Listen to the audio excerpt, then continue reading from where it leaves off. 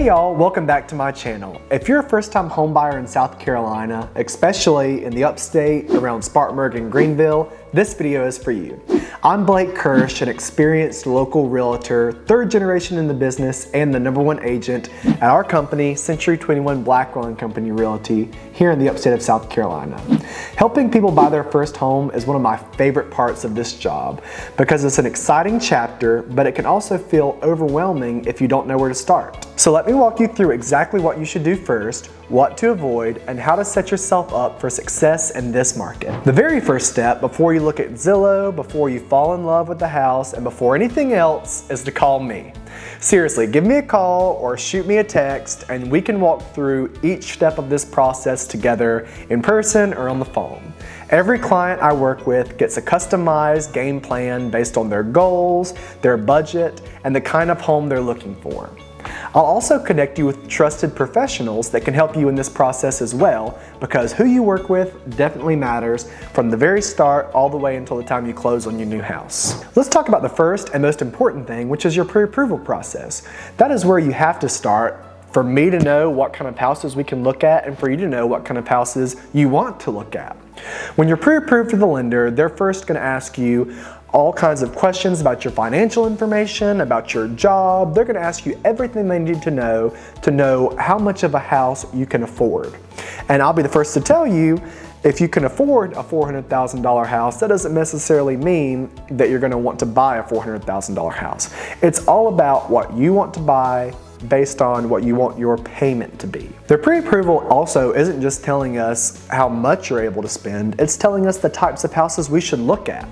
There are different qualifications for VA loans, FHA loans, USDA loans that delineate the different types of houses and the different areas we should look in.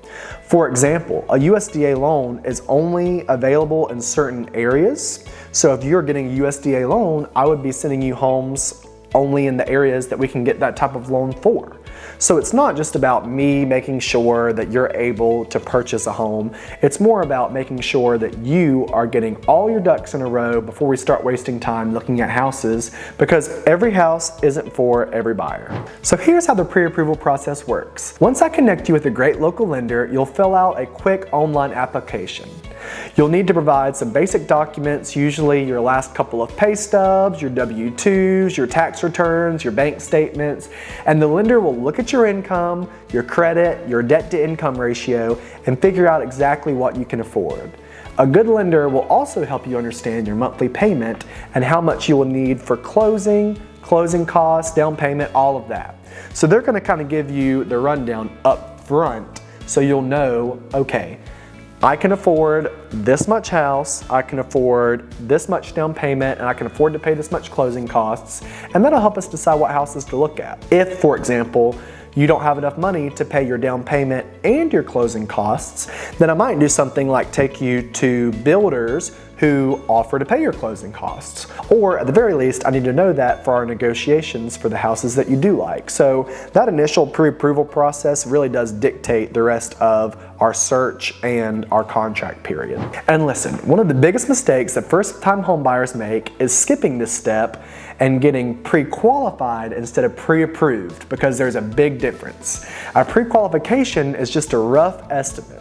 It's basically just a conversation between you and the lender, no real documents being turned in, and they give you an idea of what you can spend. A pre-approval is based on facts, based on verifying your financials, and it really helps you out because I'll give you a great example of something that could really benefit you down the road. If you go and get a pre-qualification letter, and then I take you to 5 or 6 houses, and we find a house that you love, and we get under contract on it, and you're excited, and we're starting the process. Then you go back to your lender, and they have the contract now, they know what house you want to buy, and they then pull your financial records, and they then verify the things that you've told them, and any of those things might be off. That could affect how much you're able to purchase. That could affect your pre-approval, and that could mean we could lose the house that you're excited about. It might not be that you're not able to buy that house. It might be that we have to do things to get you ready to buy that house. Being pre-approved versus being pre-qualified is very important. So I'll always be the first one that points you to the right lender that's going to get you a solid pre-approval.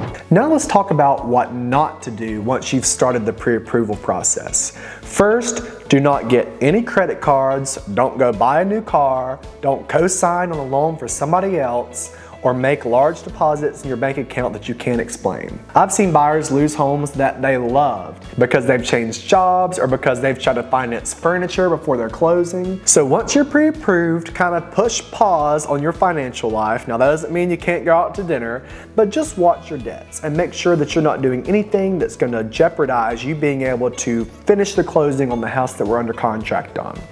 I'm not going to be the only one to tell you this. When you get your pre-approval from your lender, they're going to also send you a letter that says, this is your pre-approval based on your financial status right now. Don't go out and buy that brand new car before you close because that could throw everything off. My mom tells the story of one time she was at a closing and one of her clients came pulling up in a new car and she said, "Oh, I like your car." He said, "Oh, thanks. I just bought it yesterday." Well, they went into closing and they found out that when the lender came to do the final credit check, which they always do right before the closing, that this guy bought a car and he threw off his debt to income ratio and they had to go back and restructure the loan. So you never know what is going to affect your closing. So I would always lean on the side of asking me or asking your lender before you make any big purchases during the contract period, or at least once you get pre-approved, just wait.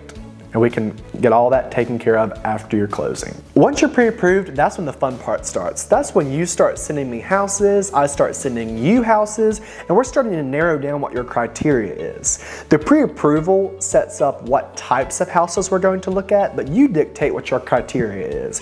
You tell me what areas you like, you tell me what types of homes you like, you tell me how many bedrooms and bathrooms you need, and I take that criteria to heart and I use it when I'm doing searches for you. I don't ever want you to feel like you're the one searching for your new home because that's my job. But the reality is, in today's world, everybody looks at Zillow. Everybody looks at the online systems, and that's great. When you send me homes from online, it's a perfect time for me to help understand what you really like, what you're interested in. And before you get too far down the road and get too excited about a house, I can send you the full details and you'll know, oh, I like this house, but the seller disclosure says that the house caught on fire 2 years ago and I don't even want to go there. So sending me houses is a great way for us to work together. If you don't want to send me houses and you want me to pull it all, that's fine too. What we do is I send you lists and lists of houses based on your criteria. You tell me what you like and don't like, and that helps me narrow down the houses that we're going to get to look at. And that's the really fun part. When you're looking at homes, it can be different for every buyer. Some buyers are very quick to make a decision and they want to go look at 2 houses. They like the first one, they want me to write an offer, and they're happy and ready to go. Some buyers want to see more houses in person and want to feel good about their decision before they land on a house that they want to make an offer on. And both are totally okay. I'd say I would lean more towards wanting you to see a couple extra houses, making sure you feel good, because what you don't ever want to jeopardize is getting into a situation that you can't get out of easily. I want, when we write a contract on a house, for you to be 100% about your decision before we sign anything. So the process thus far is for you to call me and us to discuss what your plans are to buy a house, me to connect you with a great local lender that is going to walk you through every step of the financial aspect of your transaction with my help. Then we're going to start the process of looking at houses online, looking at houses together, and narrowing down your criteria. After that, we'll start looking at houses. And I've done this a million different ways and always will, depending on who the buyer is. In today's world, some buyers are okay with not even seeing a house in person before they purchase it. Some of my clients have purchased homes while they're sitting in California, and I FaceTime them here and show them the house or show the house to their family members. And 10 years ago, that would have never, that was really not something that was very prolific. Now it's almost becoming a necessity to be able to sell houses in that way. So there's a lot of ways that I temper that. First, I want you to be the one to tell me that. I want you to be the one to tell me that you need to see these houses sight unseen. And I'm going to give you a big disclaimer. That scares me. That's gonna scare any realtor because I want you to be able to feel and touch and tell me that this is the house that you want to buy. If that's not possible, then I'm going to FaceTime you in the house. I'm going to send you every single detail about the house and make sure you're aware of everything you need to know in the house, the neighborhood, and the area before you land on that decision. If I can show it to a family member at least, I'd love to do that. But beyond that, what we're going to do is set up our inspections. We're going to set up at least a general home inspection, and very likely we'll also have a termite inspection, sometimes a radon inspection, and sometimes a septic inspection, and sometimes a pool inspection. I'm going to recommend all the inspections that I think are pertinent to make sure that since you're not seeing that house in person, you're getting the full disclosure on what's up with that house. Because just because I like the house and think it's good for you doesn't mean that that's what you're going to think when you get here. So we have to dot all of our I's, cross our T's, and as long as we do that, then sure, we can look at houses sight unseen. More often than not, I will be pushing you and encouraging you to come here and meet with me. Looking at homes in person with a client is how I narrow down what they like, what they don't like, and get a real feel for what area and what house I think would be best for them. At the end of the day, it's your decision. But what I'm going to do is walk you through that process as best I can. And while walking you through that process, I'm going to give you little nudges in directions that I think are going to be beneficial towards you down the road financially, or to make sure you end up in the best possible place. So we will start that home search process. We'll look at as much as you want to look at. We'll narrow down the houses, take as much time as you want, and then we come time to finally write an offer on a house. I'm going to do another video about the contract period, the contract process, and every step of that, so that you can follow along with what it's like to be a buyer in a market like today's market and what happens from the beginning of the contract to the end of the contract. But for now, all you should know is that once we get to that part, that's where my job really kicks in. The importance of a realtor is not just to open doors and turn on lights. The importance of a realtor is to be a professional that stands by your side, that knows the real estate market and knows as much about real estate law as they can to help guide you through the process. So the first part, the fun part, the going to see houses part, that's definitely my favorite part of my job. But the most important, the most serious part of my job is between contract and closing.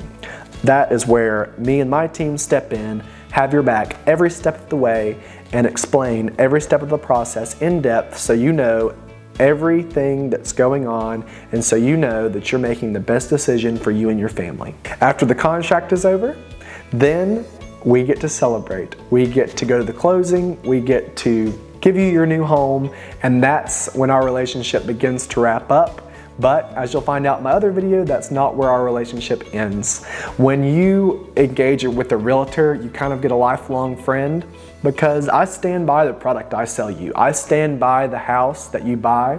So if you need a contractor, if you need to know how a certain thing in an area is affecting your property value, if you need to sell your house down the road, the first person I want you to feel comfortable calling is me, because I want to be a resource for you, whether we're in a contract or whether you just need something or need to ask me a question. Thanks for watching. Do not forget to subscribe to my YouTube channel, and do not forget to take the quiz in the questions below.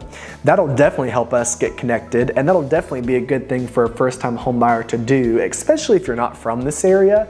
It'll tell you what area fits you and your criteria the best. But as soon as you submit that request, you also should go ahead and give me a call and we'll start our process. I promise you this video is a great way to walk you through what a traditional first-time homebuyer process looks like, but the real person who's going to walk you through every step and be by your side every step of the way is me.